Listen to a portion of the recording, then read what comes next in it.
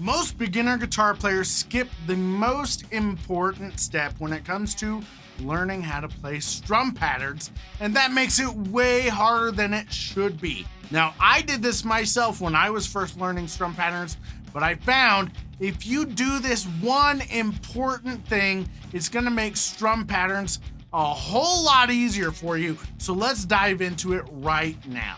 All right, now everybody learns strum patterns on the guitar, and I've done videos about these strum patterns, but I don't think I've accentuated enough how important this particular strum pattern is to making every other strum pattern easier for you to be able to play. If you want to be able to just strum seamlessly and smoothly and have it sound nice and natural, so you're just going,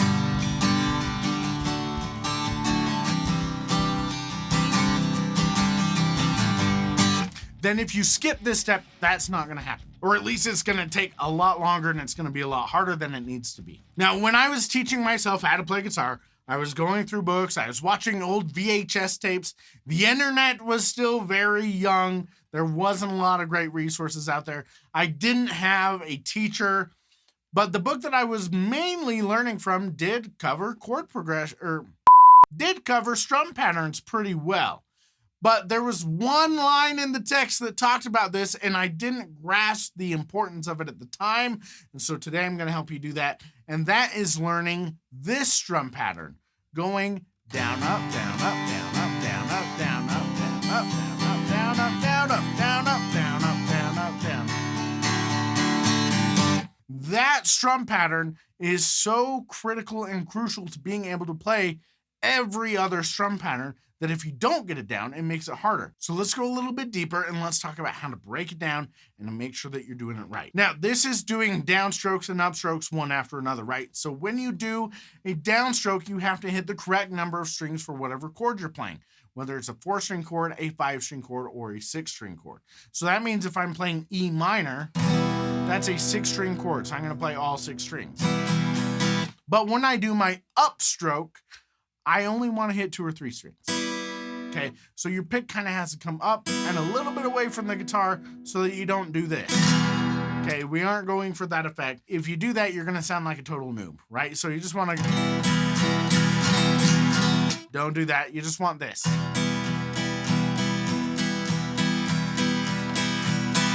That's gonna sound way better, okay?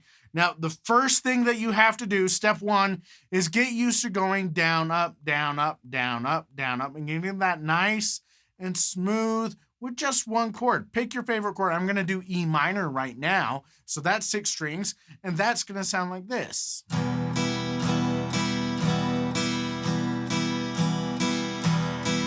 And make sure that you take it faster.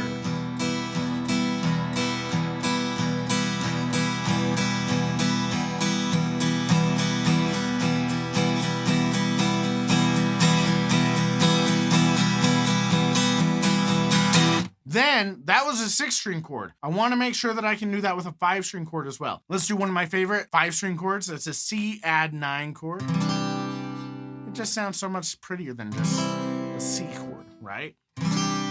And so that is going to sound like this.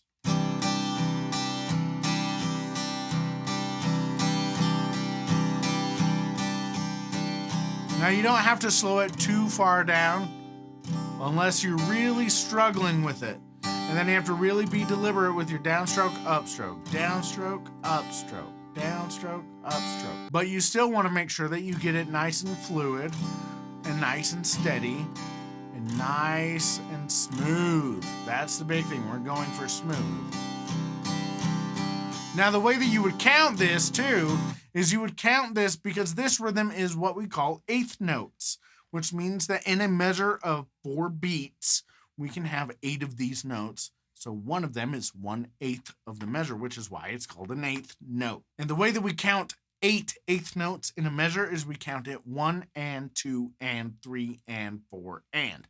And when we are doing this, you are always going to strum down on the beat. So on 1, 2, 3, and 4, you're always going to be strumming down. And on the ands, you're always going to be strumming up. So you're going to go 1 and 2 and 3 and 4 and 1 and 2 and 3 and 4 and 1 and 2, 3 and 4 and 1 and 2 and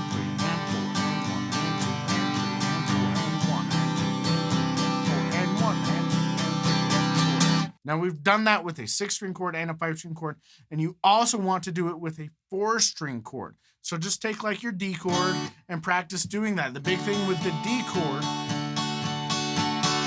is you're still just wanting to hit a couple strings on your upstroke. You don't want to hit too much, okay? So you got to make sure that when you're doing that, you're just hitting 2 or 3 strings on your upstroke. And that goes for the 6-string, the 5-string, and the 4-string open chord, okay? Now, once you've got that nice and smooth with one chord, let's take a really simple chord progression. So what I'm going to do is I'm going to do this nice and slow, because when you're doing down, up, down, up, down, up, down, up, that doesn't give you a lot of time to change to the next chord. So to make this really simple, I'm going to actually just do this with 2 chords. Let's just do E minor to G, which I'm doing an E minor 7. I like to leave my 3rd and 4th fingers down. So my pinky is on the 3rd fret of my 1st string. My 3rd finger is on the 3rd fret of my 2nd string. Then I use my first 2 fingers to make all the rest of these chords. So I'm going to do my E minor, which this is an E minor 7 chord now. And then we're going to change to G, because then I'm just moving 1 finger, okay? I'm going to take my 2nd finger, and I'm going to move it from the 2nd fret on my 4th string. I'm going to put it on the 3rd fret of my 6th string. Really simple move. You'll see my 1st finger scoots just a little bit with that too, and that's okay. That's not a problem, okay? But that's just going to be the simple change that we're doing. E minor to G. Let's do this nice and slow. E minor. And then G.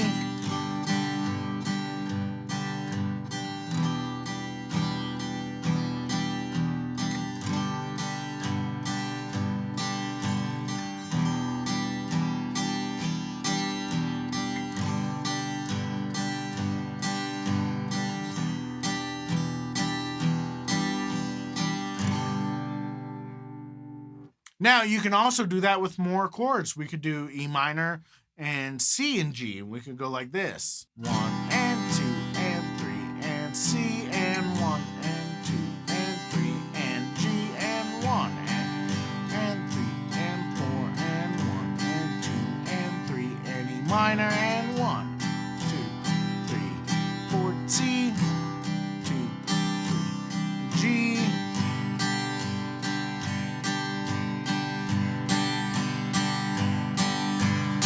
Or you could do it with 4 chords, and we could do E minor and C and G and D, right? And just do the...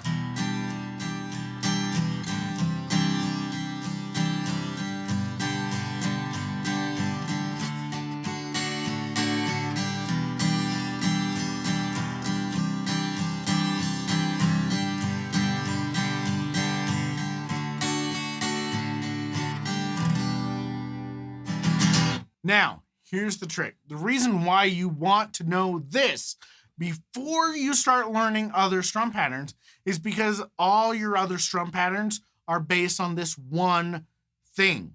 This is a full measure of eighth notes, which means if you can play this, there's several things that are going to happen. One, you're going to be really used to your hand going down, up, down, up, down, up, down, up.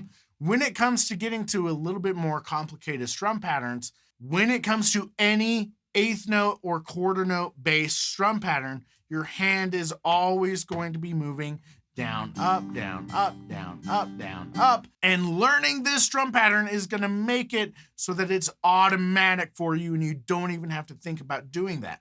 Most people don't get comfortable enough going down, up, down, up, down, up, down, up, that when they learn stuff like tied strum patterns, where we have to go down, up, down, up, down, up, their hand isn't used to keeping that down, up motion going, and their brain freezes because they think, oh, I'm not going to hit strings on that downstroke, but your hand still has to move down. So if you learn how to do the full measure of eighth notes, that's going to really ingrain just going down, up, down, up, down, up, down, up, down, up, down, up, down, up, down, up.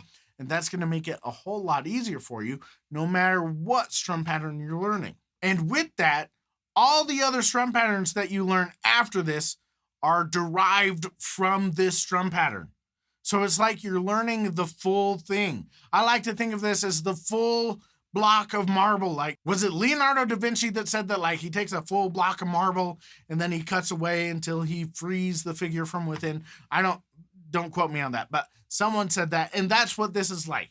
This full measure of eighth notes is your full block of marble. It's where we start for most strum patterns. Now, if you're playing punk rock, this is your strum pattern, right? It's just...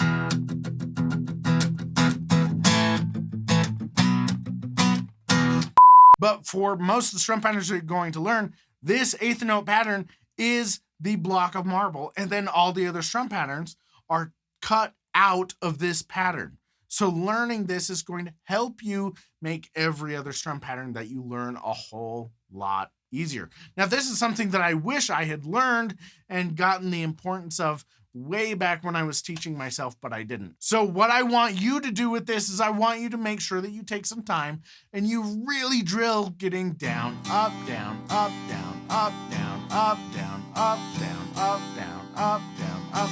And you get really comfortable with that because that's going to make every other strum pattern easier.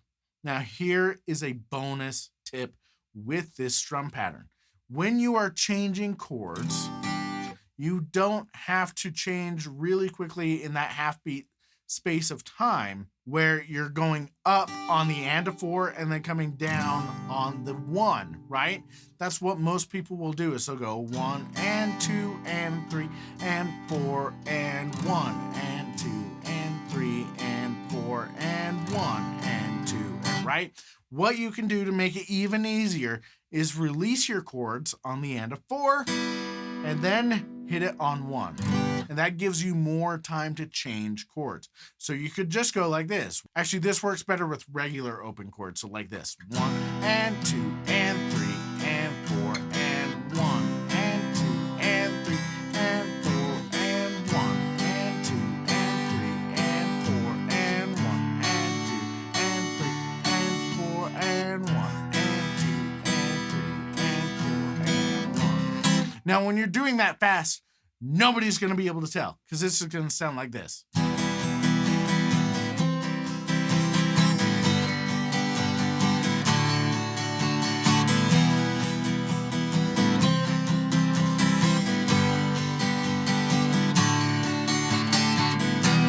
Honestly, there are songs where that literally happens in the song and it sounds great. So that's your bonus tip with this strum pattern. So go get the full eighth note strum pattern down, going 1 and 2 and 3 and 4 and just down, up, down, up, down, up, down, up. Get really comfortable with that. Do it with 6-string chords, 4-string chords, 5-string chords, and your chord progressions. Whatever chord progression you want to do. You can use what I used today. You can take chord progressions from any other song or other chord progressions that you've learned and use it to get that down. If you've struggled with strum patterns, doing this is going to make it easier for you. So I hope that was helpful for you. If you did find this helpful and you want some more, I have another gift for you at my website. If you go to simpleguitar.com/top10, there you can download my free guide, The Top 10 Things to Learn on Guitar First. It's a free guide, 17 pages of stuff that I think help you get a lot more bang for your buck from your guitar playing if you're just starting out. So go get that guide for free. It's yours. Hope you have fun with the strum pattern. Good luck with it. And then go check out this next video about basic strum patterns in 4/4 time. And I will catch you in the next video.